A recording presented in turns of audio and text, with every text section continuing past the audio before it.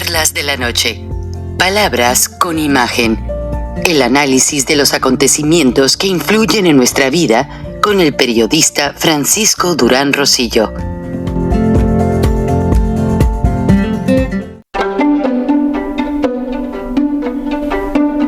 Frank Durán Rosillo te saluda y los saluda a todos ustedes, su amiga María Celeste Raraz, para invitarlos a que se suscriban a mi canal de YouTube, María Celeste Raraz, tal como mi nombre, donde les informo todas las semanas sobre entrevistas que tienen un tema que ayuda a mejorarnos como personas y de paso son interesantes. Las pueden encontrar en mi canal de YouTube, así que los espero. Y se suscriben gratis. Quiero agradecer desde lo más profundo de mi corazón todo el esfuerzo que han hecho para llegar hasta aquí esta noche. Muchísimas gracias, lo aprecio con toda mi alma. Gracias, gracias. Lo dije en la ocasión anterior, El Salvador está cambiando. Algo se sentía y no era un solo presentimiento. Son todos ustedes, y sí hay que agradecer públicamente a una persona que Dios ha iluminado, el señor Nayib Bukele. Sí, señor.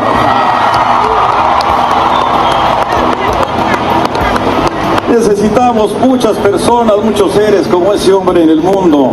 Ojalá que muchos lo escuchen y vean su ejemplo. Gracias, El Salvador, qué hermoso está, caray.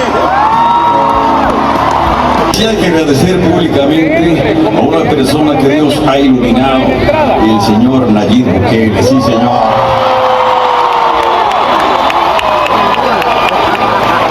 Necesitamos muchas personas, muchos seres como ese hombre en el mundo. Ojalá que muchos lo escuchen y vean su ejemplo. Gracias, El Salvador, qué hermoso está, caray. Me deja perplejo, amigos. Algo que México tenía en sus manos como un tesoro para los mexicanos, López Obrador lo está perdiendo. Muchos me van a decir, no, es que El Salvador es un país muy pequeño, al tamaño del estado de Chihuahua. Señoras, señores, cuando las cosas se quieren hacer y cuando se le asigna a un político la responsabilidad de gobernar un país, adquieren compromisos. Y constitucionalmente, lo he repetido miles de veces y mis colegas periodistas lo repiten, López se comprometió a cumplir y hacer cumplir la Constitución de México y las leyes que de ella emanan. También lo hizo Bukele. ¿Y por qué Bukele sí metió a la cárcel a todos los pandilleros? Yo he estado varias veces en El Salvador. La primera vez fue cuando estaba la guerra en todo su apogeo. Entrevisté guerrilleros, entrevisté al presidente Duarte, etcétera, etcétera. Por ahí en las redes sociales andan las fotos. Pero vean, Nayib Bukele ya superó la primera etapa. Su promesa a Donald Trump de pacificar al país, y no solamente en El Salvador, también está compartiendo mucha inteligencia con el FBI para que los pandilleros de las maras en Estados Unidos sean castigados con todo el peso de la ley.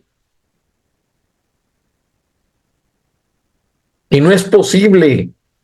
Ya tiene carreteras de doble piso preparadas para movilizar carga pesada de un lado a otro de los océanos y ya está terminando la ciudad industrial, curiosamente muy cerca de la gran prisión que hizo donde tiene a todos los pandilleros. Y tengo entendido que a los que se regeneren los van a emplear en la ciudad industrial, pero no los van a dejar libres. Les van a reducir su sentencia, pero van a salir con un oficio. Me deja muy triste la situación de que en México López está caminando hacia atrás. Ahora, López Obrador ya saqueó todos los fideicomisos que había. El gobierno federal está operando de la captación de dineros por materia de pasaportes, por materia de multas, por materia de dinero que confiscan por ahí o se lo roban, porque a los narcos no les han hecho nada, ¿eh? Esto han de ser extorsiones a la gente buena que trabaja y están exigiendo mucho dinero a los gobiernos estatales, principalmente a los que están en manos de los estados que gobierna todavía la oposición, como Acción Nacional, como Guanajuato, que es el único que se defiende. Ya los demás, ya Nuevo León está arrodillado. Nuevo León está acabado.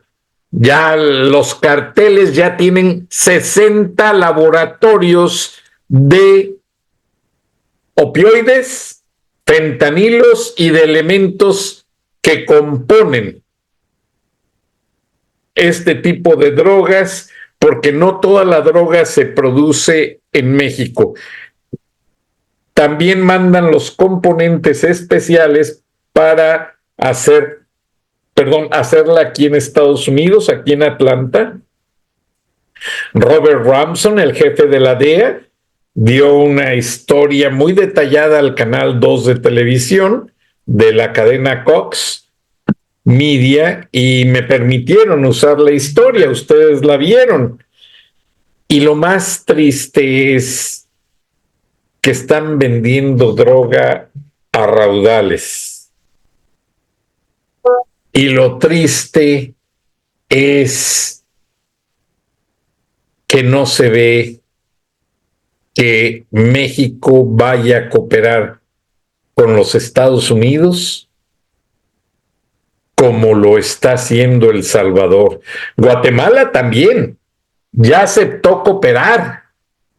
Unos legisladores de Honduras aceptaron cooperar con la DEA, porque ellos tienen el problema de que la familia de la esposa de Marcelo Ebrard es una mafia en Honduras y manejan toda la corrupción de las caravanas y el narcotráfico. No me acuerdo el nombre de la mujer ni lo quiero saber.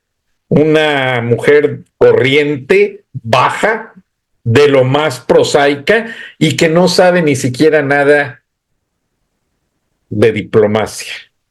Estuvo de cónsul, creo que de embajador en México por dedazo.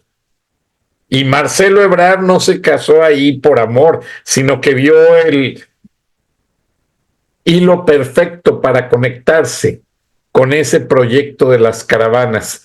Morena ya tenía planeado esto de las caravanas. Ellos sabían que llenando de migrantes la frontera, doblaban a Washington y lo están logrando. El Pentágono tiene el proyecto de cerrar la frontera, pero económicamente hablando, el renglón del Temec arriesga muchas cosas. Imagínense, el socio comercial más importante de los Estados Unidos a la vez está traicionándolo, está aprovechando esa oportunidad y López lo sabe y López pide que le retiren las sanciones a Cuba para que él acceda a decirles a las caravanas que se regresen. ¿Saben ustedes cuándo se van a regresar? Nunca. Llegan a México, les dan documentos. López, algunos de ellos que aceptan ir a votar por Morena, les están dando también la tanda, o no están dando, o el dinero ese que les dan cada mes. Entonces, ¿a qué está jugando López? Bueno, Estados Unidos puso a López contra la pared. López pidió ayuda a Estados Unidos que para controlar este problema. Estados Unidos le dijo a través de Blinken y de Mayorkas, ya no. Te hemos dado mucho y nos has volteado la espalda. López pide un crédito al Banco Interamericano de Desarrollo. Es un banco muy importante, es un banco que promueve, como su nombre lo dice, desarrollo para las regiones de Latinoamérica. Pero los créditos tienen que estudiarse de acuerdo al proyecto para el cual son solicitados. Por cierto, mi amiga y ex colega Luciana Barros, su esposo Miguel, esto es público, fue director del Banco Interamericano de Desarrollo durante la administración de George W. Bush. Y pues en ocasiones son cosas que para recibir un puesto de este tipo escrutinan tus cuentas, revisan todo. Yo me daba cuenta, yo también estuve casado con una funcionaria pública y todos nuestros impuestos al día, cuentas bancarias, hasta el último penny que gastábamos, lo teníamos que justificar y principalmente el que ingresaba. Yo guardo todos mis recibos de mis trabajos en Turner Broadcasting System, en Fox Lab TV, Fox Television International, en Cox Media, la cadena dueña del periódico local, el Journal Constitution y 30 diarios más, las estaciones de radio, algunas de ellas me repiten en Estados Unidos, en varios estados, y son los terceros operadores de cable más grandes en Estados Unidos y Canadá. De hecho, en Las Vegas, el pay-per-view que sale de ahí con las peleas de box, pero también los visitantes a la ciudad donde it happens in Vegas, stays in Vegas. Si pasó en Las Vegas, se queda en Las Vegas. Bueno, Las Vegas vende mucho pay-per-view de películas, shows, etcétera, y allí la compañía Cox es donde hacen muchísimo dinero, olvídense, son millonadas. Y las peleas de box, como Cox Media es el encargado de los sistemas de cable en Las Vegas, pues todo es a través de Cox Media. Entonces es algo bien interesante. Por cierto, cuando estudié en San Diego, conocí al traductor de Mr. Copley. Mr. Copley era el dueño del San Diego Union Tribune y 40 periódicos más. Mr. Copley financió el periódico El Heraldo de México. O sea, estos americanos pusieron el dinero y toda la maquinaria y todo en manos de los ex prestanombres del Heraldo de México. Se me olvidó ahorita, se me escapa el nombre. Y estas personas, pues resulta que le jugaron muy feo a Mr. Copley, ya estaba enfermo, y se quedaron con todo. Dejaron de enviarle utilidades, dejaron de pagar la deuda al Exim Bank y ya no se pudo hacer nada. Entonces, esta familia, déjenme los googleo rápidamente, ¿Quiénes eran dueños de El Heraldo de México?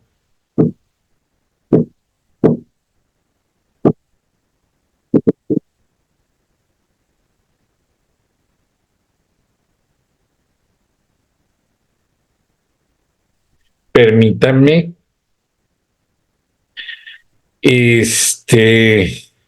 Bueno, ahorita aparece ya el nuevo consejo, pero desapareció un tiempo, tengo entendido, pero la primera vez,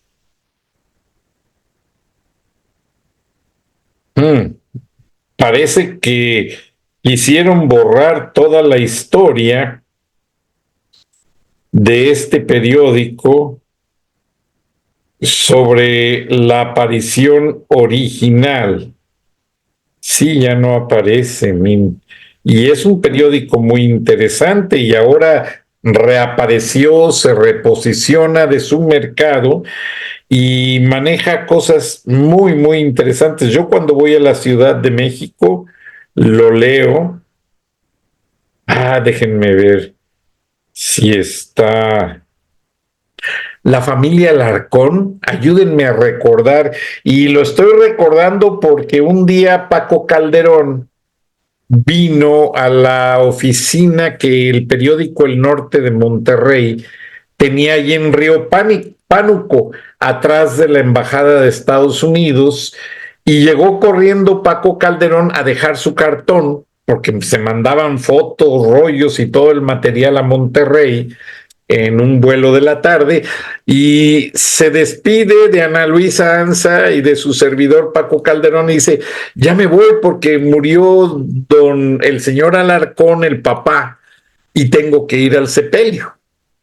Y por eso lo recordé ahorita el nombre. Un saludo a mi tocayo Paco Calderón, que por cierto, en uno de mis libros menciono en detalle esta historia, y como menciono a Paco Calderón, a él no le gustó quedar mal ya con ellos.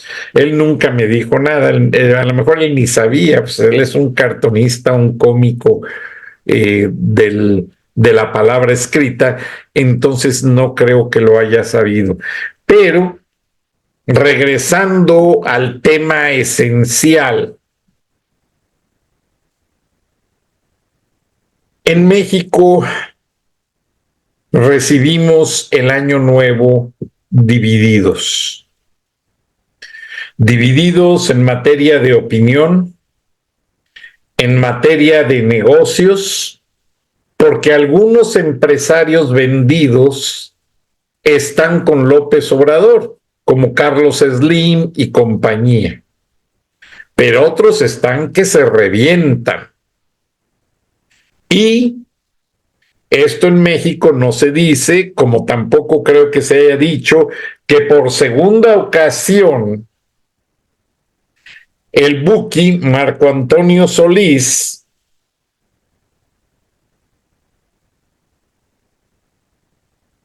esté reconociendo que el gobierno de Nayib Bukele es ejemplar y que muchos por ahí, este fue un mensaje para López Obrador, pero que si se lo embarraron en la cara. Ahora acabo de hablar a un par de personas que conocen mucho de medios en México y nadie ha escuchado nada. Y esta temporada que lleva en su gira por toda América Latina y Centroamérica, el Buki ha hecho, esta es la segunda presentación y nadie se ha ocupado en México de mencionarlo. Ahí está la manipulación. Aunque muchos medios dicen que son independientes, todos están vendidos, todos tienen una concesión.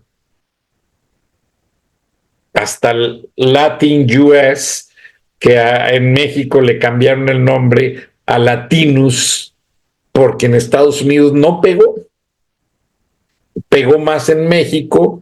Y bueno, ahora, al analizar todo este contexto, pues no es querer especular, pero México recibe el año en una etapa de mucha incertidumbre a nivel mundial. La guerra entre Israel y Hamás. Y acuérdense que el mundo árabe es muy unido. El mundo árabe es una de las esencias más poderosas en materia, valga la redundancia, en materia de poder político, que ni el mismo Kremlin. O sea,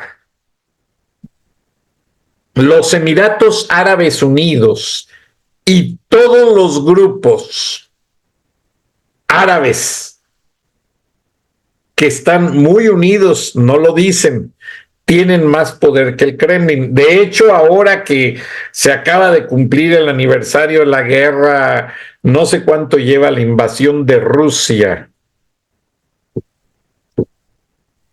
a Ucrania, Vladimir Putin, ahora que se le anda acabando el dinero, fue a ver a los Emiratos Árabes Unidos. ¿Por qué? Porque él sabe que solo grupos así lo pueden seguir apoyando y de esa manera puede sobrevivir su ataque.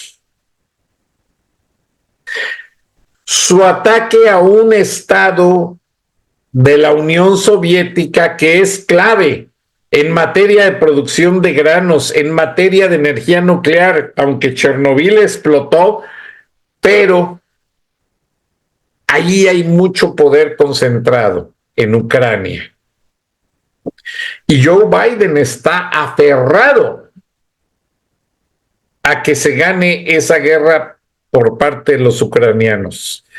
De hecho, yo observé y estaba leyendo que desde ayer ya hay gente formada para entrar a Times Square en Nueva York y los están revisando más concienzudamente que a los migrantes de las caravanas que están atravesando la frontera.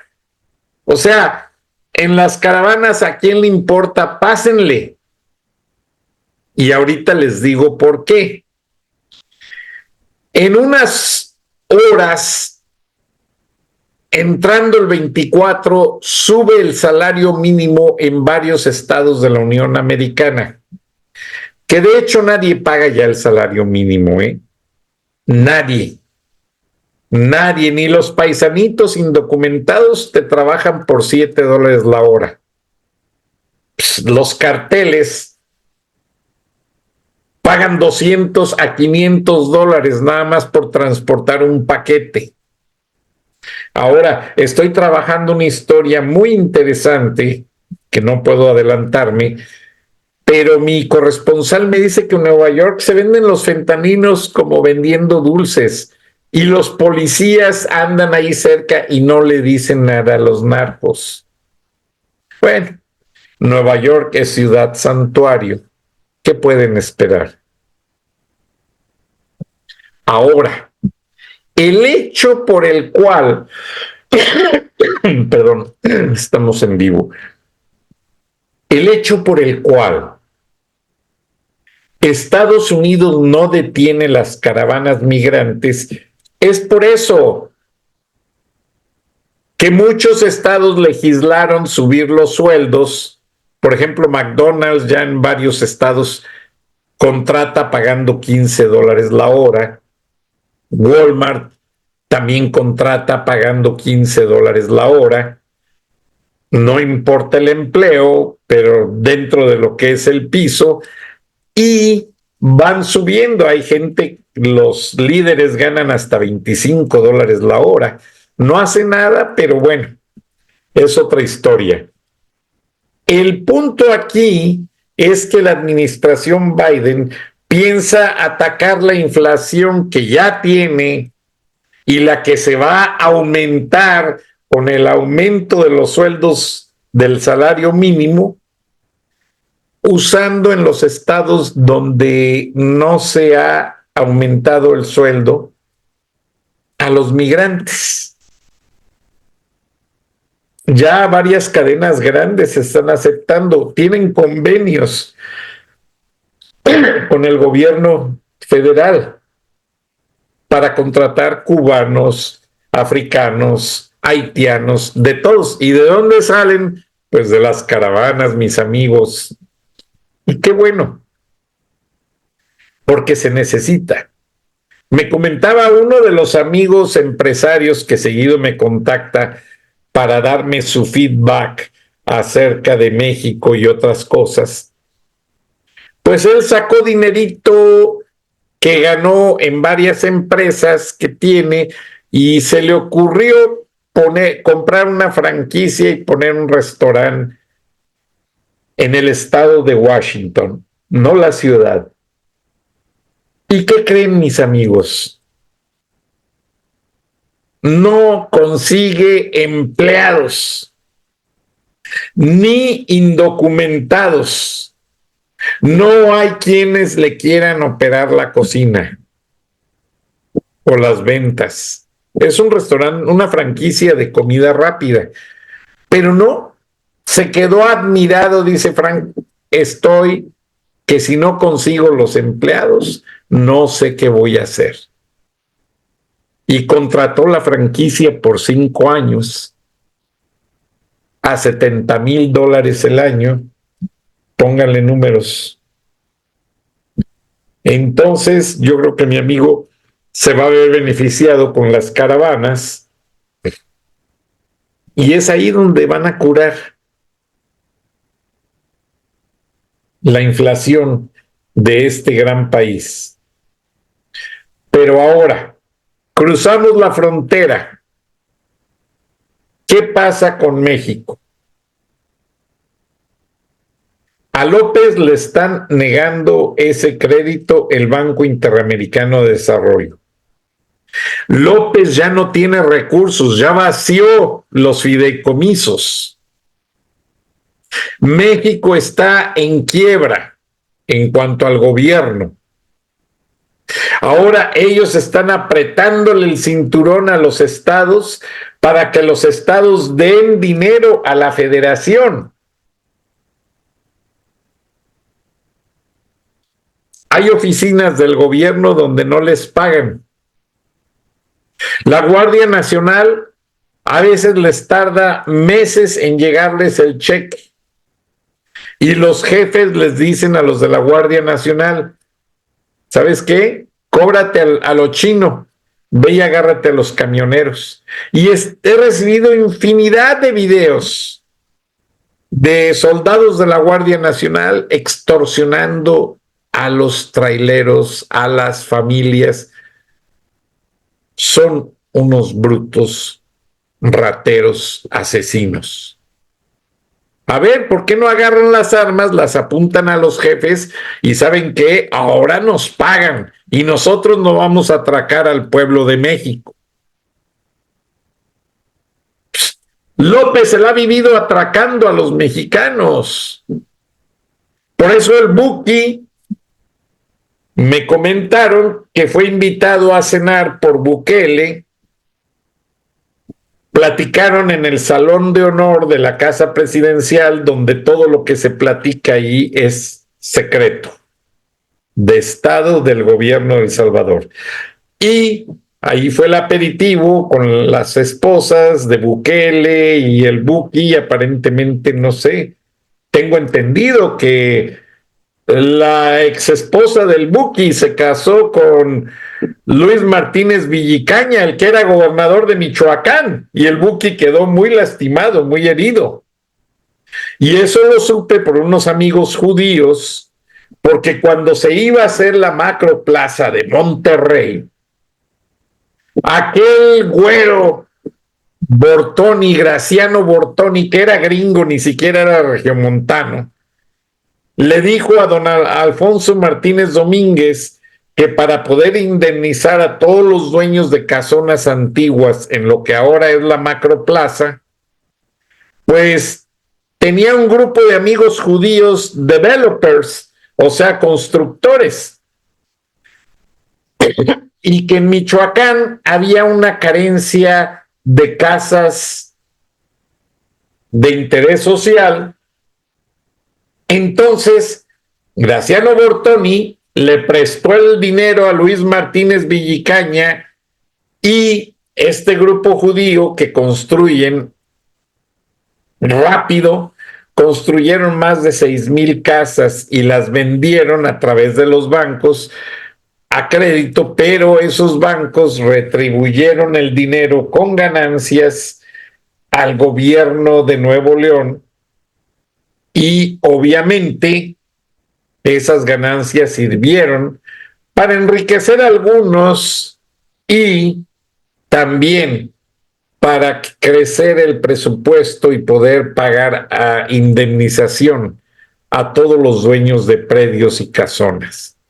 Pero bueno, para no salirme de la conversación, México está dividido.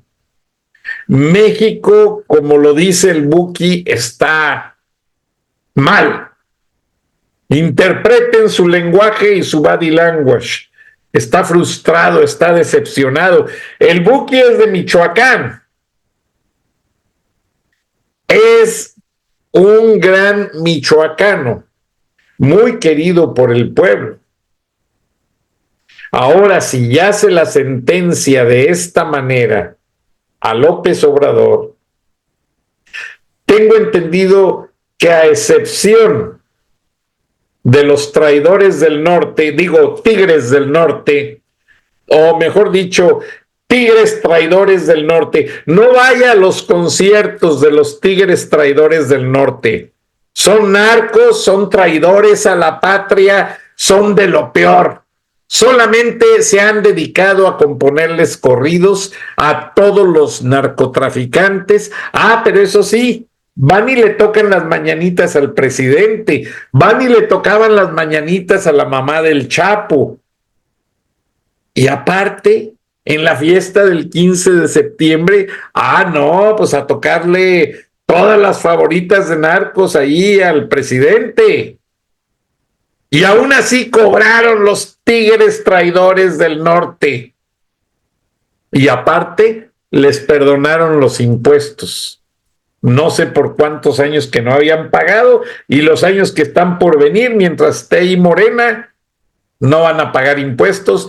Los tigres traidores del norte. Y nunca hay que ir a ningún concierto. Por favor, ni compren su música. Si está una estación de radio escuchando, transmitiendo su música, una entrevista, cámbiele de estación, porque son los tigres traidores del norte. Y que quede bien claro. El Buki está diciendo todo. Así es que no se enojen conmigo, ni se enojen con el Buki, que es un gran personaje. Es un tipo que demuestra tenerlos bien puestos. Y él no es traidor. Fíjense que yo siento que este hombre, por su filosofía de compositor, sería un excelente candidato a la presidencia de México y arrasaría, Solamente analicen la lógica. Les voy a platicar. Cuando yo era subdirector editorial de un periódico estatal en Guanajuato, el periódico El Centro, me trataron muy bien, me mandaban con chofer a ciertos eventos y resulta que venía yo de una comida en Guanajuato donde había estado con el sobrino del gobernador y director de la policía estatal, ex policía federal de Caminos, un hombre preparado, Trejo Corrales. Y él me dijo una ocasión, licenciado Durán, si tanto critica la inseguridad, véngase a la oficina y le voy a tener a los jefes de la judicial. Ahí estaba Emilio Islas Rangel, estaba el capitán, la policía estaba dividida en 3 sectores en el estado, norte, centro y sur. Emilio Islas se hacía cargo del sur del estado. El capitán un también capitán de la Policía Federal de Caminos, se hacía cargo del norte y otro también se hacía cargo del sur, del centro, perdón. Y los jefes de tránsito, policía y tránsito, o sea, la municipalidad, Jesús Hernández Rico, un amigo, le mando un saludo, todos estaban ahí.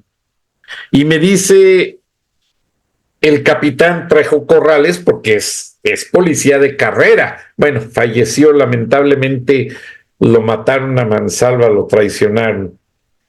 Pero él me dijo, señor Durán, yo quiero escuchar sus puntos de vista y que los jefes de la policía escuchen, porque si usted me pone una caricatura de que mis policías son unas ratas, yo quiero escuchar de viva voz cómo se lo dijeron y por qué lo comprobó y se atrevió hasta a publicarme una caricatura.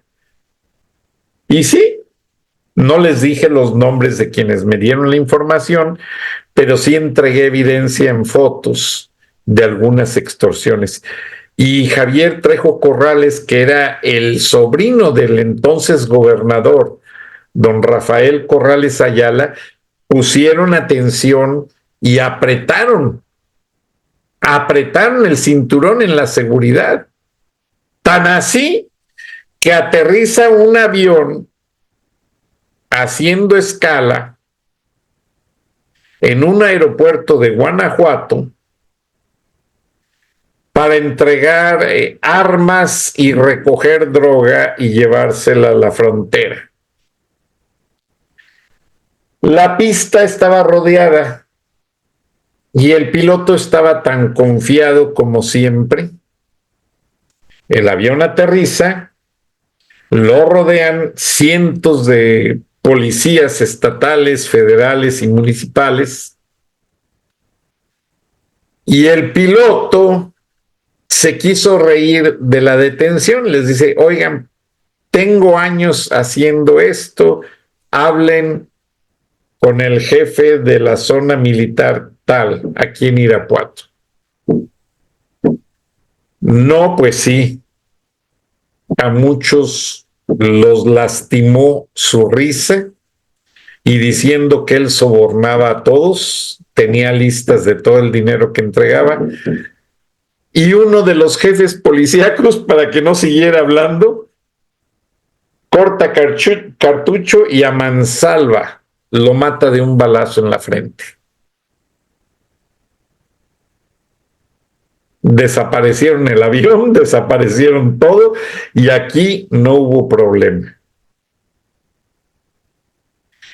Apretaron el cinturón a grado tal que un día agarraron a la gente de aquel que hacía la perforación de las líneas de Pemex para robarse lo que le llamaban el huachicol. Bueno, pues agarraron a varios de sus líderes en un pueblito de Guanajuato y la balacera duró 16 horas y a las autoridades se les acabaron las balas. Tuvieron que ir a conseguir en la zona militar y a pedir refuerzos porque ya no podían controlarlos. A esas alturas está el crimen en el centro del país. No puedo decir que solamente en Guanajuato. Y para cerrar todo este capítulo, que son bastantes casos, pero tengo que sintetizar, porque si no me pasaría toda la noche detallando todo.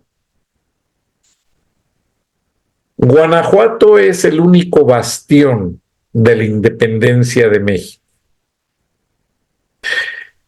Y yo no dudo ni tantito que sea el mismo López Obrador quien está tratando de poner a Guanajuato en una encrucijada para que el pueblo se sienta intimidado y no voten por otros buenos candidatos y candidatas. Y así es como pretenden imponer a Morena.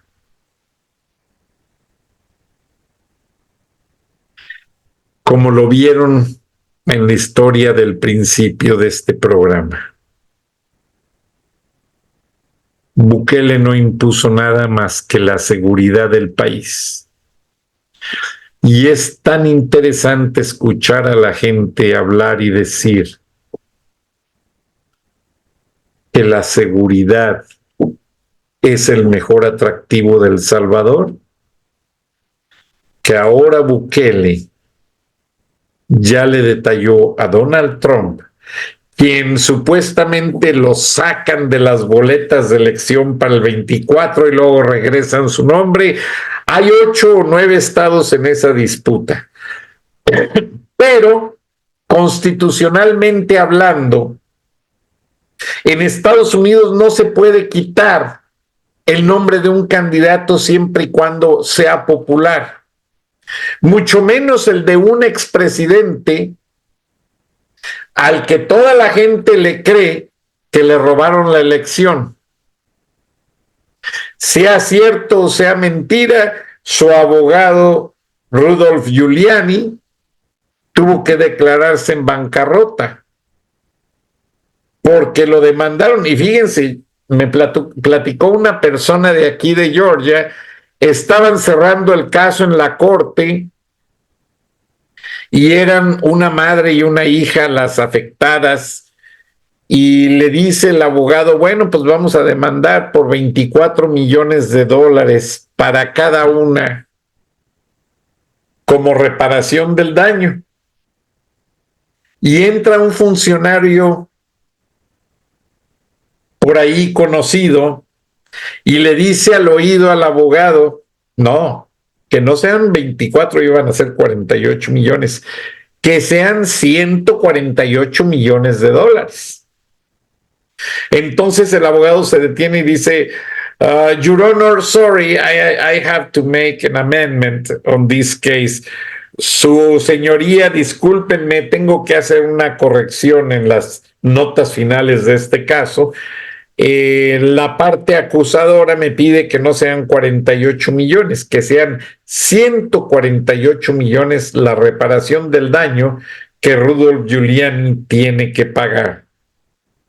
Rudolph Giuliani regresa a Nueva York, se declara en bancarrota, pues claro, nadie va a querer pagar 148 millones si los tuviera, que es producto de su trabajo de toda una vida, a un par de morenas que, con todo respeto, mucha gente todavía no les cree. No sé, yo siento que este caso está muy fabricado, como varios más de las acusaciones contra Donald Trump. Nunca en la historia de este país se habían visto tantas demandas contra un expresidente de los Estados Unidos. Pero en México, el país de las maravillas, al que sí se le ha comprobado que se ha pasado la Constitución y las leyes por el arco del triunfo, que sí se le ha comprobado desvíos y robos cometidos por sus hijos y toda su familia, ahí está, inmune y ninguneando a funcionarios federales de los Estados Unidos. Tanto atole con el dedo les dio que Anthony Blinken y Mayorkas regresaron con la boca llena de atole.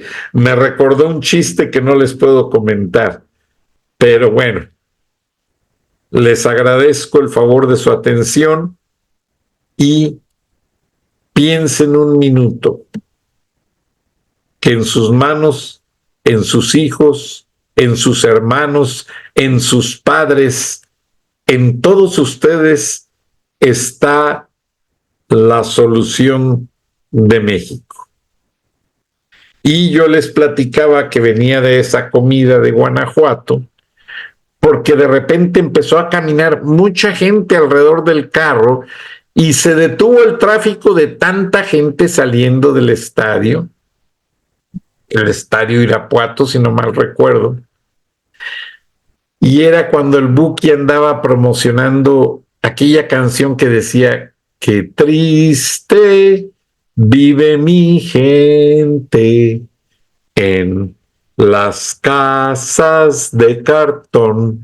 Esa canción fue súper popular. Y yo les aseguro que si el Buki se lanza para presidente de México, él ya le hizo una canción al pueblo en la cual lo entiende y lo arropa. Buki, creo que eres el mejor prospecto para ser candidato y ya no le mandes mensajes a López Obrador. Corre para presidente y sácalos. Te lo pido, por favor. Sácalos a esa bola de corruptos. El pueblo de México estaría bendecido si el Buki es presidente. Buenas noches, buenos días. Nos vemos y nos escuchamos mañana. Hasta entonces. Laying off people because of it. You may not know about all that confetti coming down in Times Square tonight. They carry wishes into the new year. I wish for happiness and love for my family. A happy baby boy in May 2024. This is NBC Nightly News with Kate Snow.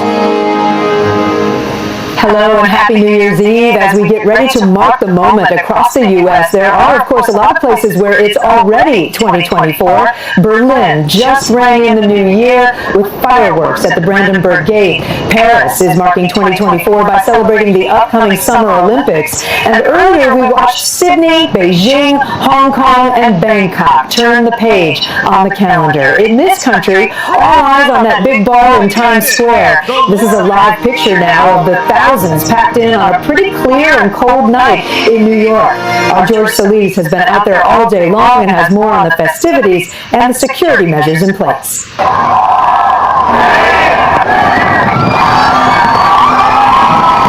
2024 is upon us. Parts of the world already ringing in the new year with dazzling displays of lights and fireworks. From the iconic Harbour Bridge and Opera House in Sydney, Australia, where the show left crowds of more than 1 million in awe, to Auckland, New Zealand, the very first major city to welcome 2024. And across parts of Asia, joy and excitement like this celebration in Beijing. Cities honoring ancient traditions too. Like this one in Tokyo, ringing in the new year with this massive bell. And look at this bird's eye view of fireworks over Hong Kong's Victoria Harbour. These drones sparkling near Dubai. But at one of the biggest bashes of them all, New York's Times Square is packed with partiers soaking up every second. Many lining up since early this morning to see it all. And you are prepared to wait this through midnight? Yes, I am. I put layers on and I got my signs so everybody at home in Toledo, Ohio can see me. Others here to make new memories. Honestly, for me, it's a really big deal. I've never had a New Year's kiss before, and we're finally gonna get to have that. We'll be here until the last piece of confetti is picked up. For officials, though, security is the #1 concern amid ongoing tension from the Israel-Hamas war. New York's finest covering every nook and cranny to make sure this party goes off without a hitch. One of their biggest tools this year, their eyes in the skies. Drones, just like this one, are one of the many tools the NYPD will be using to keep the bird's eye view on this massive celebration. The NYPD says there are no specific or credible threats to the city. We are doing a lot of work behind the scenes. We're looking for leads, we're looking for threats online that may manifest here in the flesh. We will continue to do so. We're very prepared. Meanwhile in Europe, it's now also a new year. In the City of Lights and across the globe, glittering displays holding promise and hope for a good year to come. And George joins me now live from Times Square, where, George, it looks like revelers will be treated to some decent weather tonight.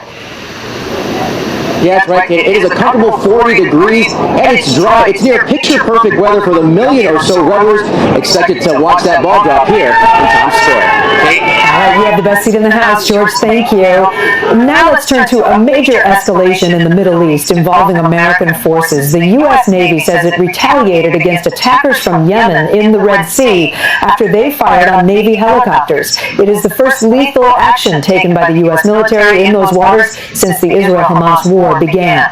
Megan Fitzgerald has the latest. Tonight, the most aggressive action yet against the U.S. Navy in the Red Sea since the Israel-Hamas war broke out. The U.S. Defense Department saying 4 boats with Houthi rebels from Yemen firing on U.S. Navy helicopters. Those choppers firing back, sinking 3 of the 4 ships and killing all crew members on board. The 4th boat got away. The incident started when the small boat started firing on the Maersk Hangzhou vessel. The container ship issuing a distress call and firing back until the Navy arrived. The U.S. Central Command saying the rebels were just feet away from getting on board the merchant ship. The Houthis are an Iranian-backed rebel group which controls large parts of Yemen. How big of a threat are the Houthi rebels? They've been surprisingly large threat. They say they're targeting Israeli shipping or Israel-associated shipping, but in fact, they're going after what really is 12% of all global commercial traffic. Sunday's incident, the first time the U.S. has used deadly force while responding to the recent Houthi attacks in the Red Sea. The latest incident coming 2 weeks after the Defense Department says the USS Carney shot down 14 drones launched from Houthi-controlled areas of Yemen. These waters are one of the busiest shipping routes in the world. Vessels trying to make their way to the Suez Canal in Egypt, which connects to the Mediterranean Sea. But to get there, ships must first pass through the waters off the coast of Yemen. The same area where the U.S. says the Houthis have launched 23 illegal attacks on shipping vessels since November 19th. Megan joins us now. Megan, we're getting reaction from inside Yemen to this incident. Kate, the Houthi media authority tells NBC News that every attack on their forces will be responded to. Kate. All right, Megan, thank you. There are new developments also in Israel where Prime Minister Benjamin Netanyahu is defying calls to resign, and the military just announced a major change for many reservists who were called up. Josh Letterman reports from Tel Aviv. Tonight, as Israeli airstrikes rain down on south and central Gaza, Prime Minister Netanyahu is vowing the war will go on for many more months, telling the nation the IDF needs more time to rout Hamas, and rebuffing calls to resign after the war. As Israel pushes deeper into Gaza, the Hamas-run Palestinian Health Ministry says another 150 people were killed in a single day. Hundreds of others badly wounded. But a rare piece of good news for the spiraling humanitarian crisis. Israel says it's ready to let European nations deliver aid to Gaza by sea. Tonight, a team of 6 American surgeons has arrived in Gaza to help and told NBC News what they're seeing. The sanitation is unbelievable. People living in the hallway, sleeping in the hallway, cooking. It's just a recipe for disaster, for infection. On this New Year's Eve, there is no celebration in Israel for the families of more than 100 hostages. I want to get my life back. I haven't slept for 86 days. And survivors of Hamas's October 7th terror attack are still steeped in trauma. Noah Mazel Ben David survived the Nova Music Festival, where 364 people were slaughtered. The remnants of that day have been put on display in Tel Aviv. Noam is seeing it for the first time. I was behind those. Noam and her boyfriend David hid with 14 others in a dumpster. She was shot in the hip, but survived. This is my boyfriend. He is killed. He's murdered. Not him. He's murdered. He saved my life. You're listening to Israel's national anthem play right now. It's the perfect time I want them back home. How strong we are. They're gonna be with us. Dance with us. We're gonna remember every single one. And Josh is with us now from Tel Aviv. Josh, Israel made an announcement about the reserve soldiers who were called up for the war, right? That's right, Kate. Israel says some of the 300,000 reservists called up after October 7th will be going home for now. The IDF says that will let them rest up for more fighting in the coming year. Kate? All right, Josh, thank you so much. Now to the war in Ukraine and a new wave of attacks from Russia. 2 people were killed and 28 injured after Russia pounded the Ukrainian city of Kharkiv with missiles and drones. It's the latest of several major attacks from both sides in recent days. It all began when Russia bombarded cities across Ukraine on Friday. Then dozens were killed in a Russian border city on Saturday. As we prepare to ring in the new year, millions of Americans are getting set to get pay raises starting tomorrow. That's when minimum wage will begin to go up in half of all the U.S. states. But for business owners, it means more expense, with some already planning to lay off workers. Sam Brock has more.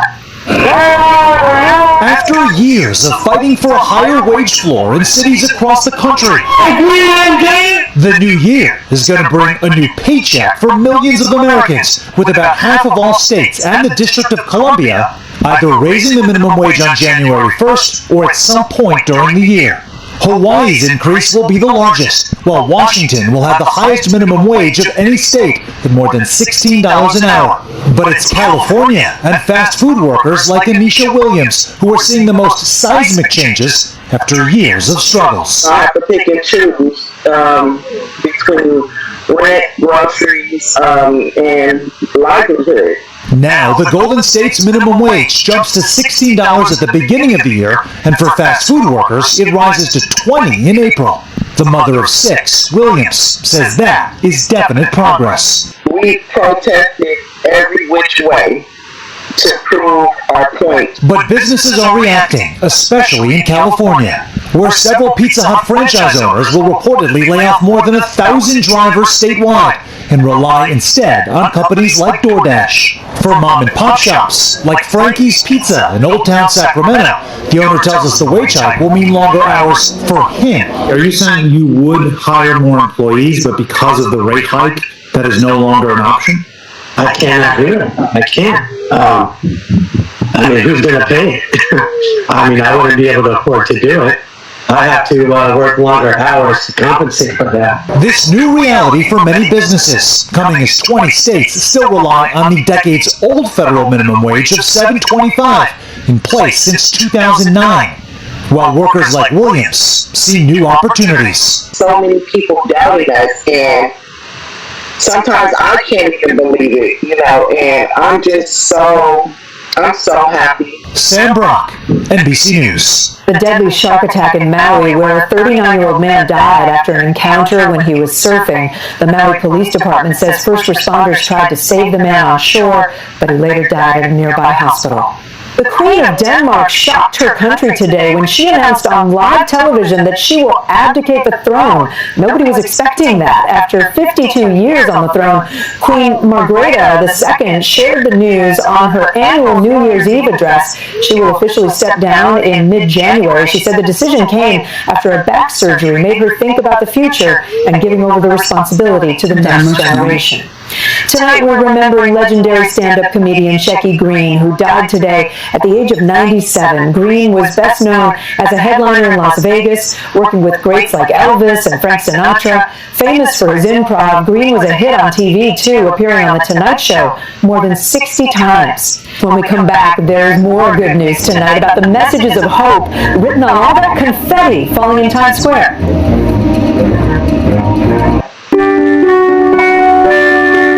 There's good news tonight about hope, optimism, and our dreams as we look forward to 2024.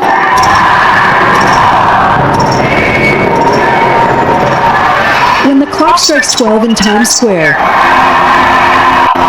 the flurry of confetti will be carrying messages of hope for the year ahead. That's because all month long, visitors at New York City's Wishing Wall I wish to have a good 2024. Put pen to paper. My wish is to get a full-time job out of college. Want to come make a wish with us? Write on a piece of confetti. Each tiny piece, a big dream for a brighter future.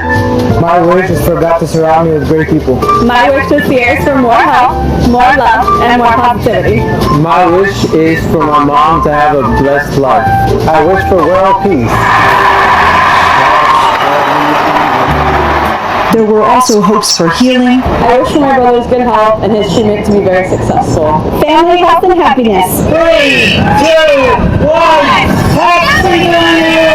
Adventure. My wish is to travel the world. And there were words of love for the little ones yet to come. This one reads, I wish for a healthy baby from your future dad. And I wish for a healthy baby boy in May 2024. In the year ahead, so many have their eyes on the prize. My wish is to be a Broadway star. To meet Taylor Swift. My wish is to break into the publishing industry. My wish for 2024 is to get into medical school. For others, connection is key. My wish for the new year is for peace, good health, and much love to New York City. I wish for a boyfriend to fall more in love every day. I wish for happiness and love for my family in 2024. Millions of pieces of confetti swirling through the sky, a collection of dreams for all good things in the year ahead.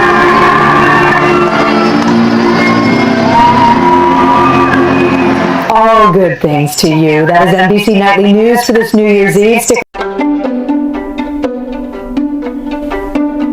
Frank Durán Rosillo te saluda y los saluda a todos ustedes, su amiga María Celeste Raraz, para invitarlos a que se suscriban a mi canal de YouTube, María Celeste Raraz, tal como mi nombre, donde les informo todas las semanas sobre entrevistas que tienen un tema que ayuda a mejorarnos como personas y de paso son interesantes.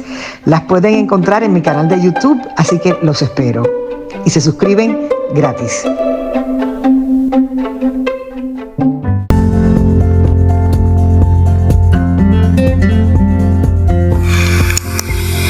Escuchaste el análisis de la noticia, transparente como el agua, con el periodista Francisco Durán Rosillo.